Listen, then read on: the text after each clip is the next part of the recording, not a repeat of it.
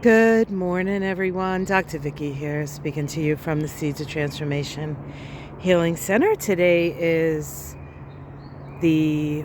what is today? Oh, jeez. I want to say the 12th. I'm right. It's a Thursday, and it's the 12th of June, and the moon is in Capricorn. We had a full moon in the sign of Sag. That happened very early yesterday. And since then, the moon has shifted into Capricorn. Full moons are about awareness. And we had, of course, the moon in Sag, the sun in Gemini. And this particular full moon was square its own nodes. So there's always a sense of a crossroads. Now we've sort of moved off of that with the moon continuing to move away. The sun is still square the nodes of the moon. I might be exact either today or tomorrow. What a square to the nodes does is it activates both ends of the nodes. And with the sun, I feel that you get a view, a perspective. The light gets shown on both sides of an issue. Now, we're in a pickle here in the States, especially those in blue cities, and even in red places. Well, I heard that the governor of Texas called in the National Guard, so I guess so Trump wouldn't have to. So he decided that was a good idea. Of course, he understands, I think, how much his people maybe disagree with him. Although Texas is such an oppressed state, and I know some of you are from Texas, and this isn't a reflection on Texas or even the people of Texas, certainly not the people of Texas, but the government of Texas is pretty locked down. And it's a sort of a different country, kind of in a way that California is a bit of a different country to most places in the U.S., sort of a country unto themselves. So I bring this up because the Capricorn moon is interested in practical, workable solutions for things. And so today is a day with the illumination, seeing things. Perhaps many of us have been seeing things for a long time and have been kind of like screaming at the sky. Why isn't anyone seeing these things? Well, it's getting more and more obvious, perhaps. Others are seeing things, although I did hear that there are still a lot of folks who agree with what Trump is doing. Certainly those folks don't live in California, though, or here in Massachusetts. So this weekend we have the No Kings rally, and Trump has already threatened that if anyone interferes with his tank parade, that they're going to come down hard on them. So you're not even allowed to protest. We'll see how that goes.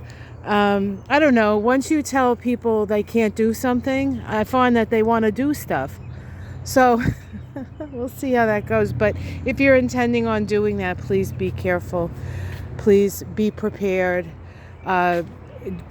Go to rallies that you can physically take care of yourself, that you have options to, move back if you need to. It's going to be an interesting weekend. We have a couple of big things coming up on Sunday that we're sort of revving up to, and we can feel it. Incidentally, tomorrow is Friday the 13th. That kind of goes along with things. Of course, those of us who tend towards the pagan find 13 a very lucky number, because it's the number of rebirth, right? It's the number of change. So we're doing that. And on Sunday, and I'll talk a little bit about Sunday, even though it's Thursday, but just to prepare ourselves. There are two big things happening on Sunday. One of them is a square between Mars and Uranus. That is, and that square is getting more and more close to exactitude over the weekend. And then we also have the last of 3 Saturn-Jupiter squares that are part of a 20-year synodic cycle that began back in 2020, when those 2 planets, the planets that deal with society and how we structure society and how we expand in society, made a conjunction in the 1st degree of Aquarius back on the winter solstice here in the northern hemisphere anyway, in 2020, a year that was fraught with many big astrological happenings.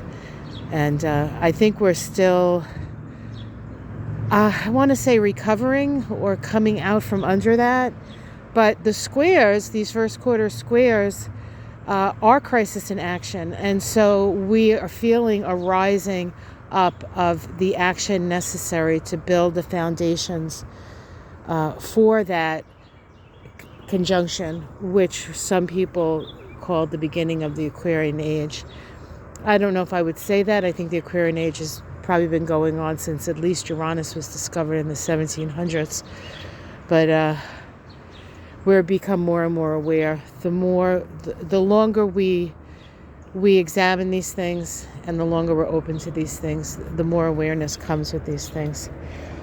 So I just want to point out that despite what's going on, we have we do not have to live under anybody's thumb, and they can take a lot away, but they can only take your hope away. Well, I don't know. Maybe I shouldn't say that. Don't allow them to take your joy. That's what I want to say. So when you find yourself looking at the world as it is and getting down or depressed or feeling like you can't make a difference, living your best life makes a huge difference. Feeling the joy in your heart, doing what makes your soul sing is going to be the way we get through this, along with some kindness to our neighbors and helping each other. So, not to worry, guys. Practical solutions. Get your pencils out, sharpen them, and figure out your next step. Figure your grand plan. Imagine the world you want to live in and the things that you want to be important in that world. And then visualize it. Because where attention goes, energy flows. And I would like to take all the energy that's going towards the melon felon or felon 47 and his goombas or goons or mamalukes or Barbie dolls, take it away from them and put it into what counts, the world we want to create. Have a great day, everyone. I'll see you tomorrow morning. Mystic Sisters on Saturday on Ona's channel, 6 Central, 7 Eastern. Yeah, that's what's going on. Love to you all. Namaste.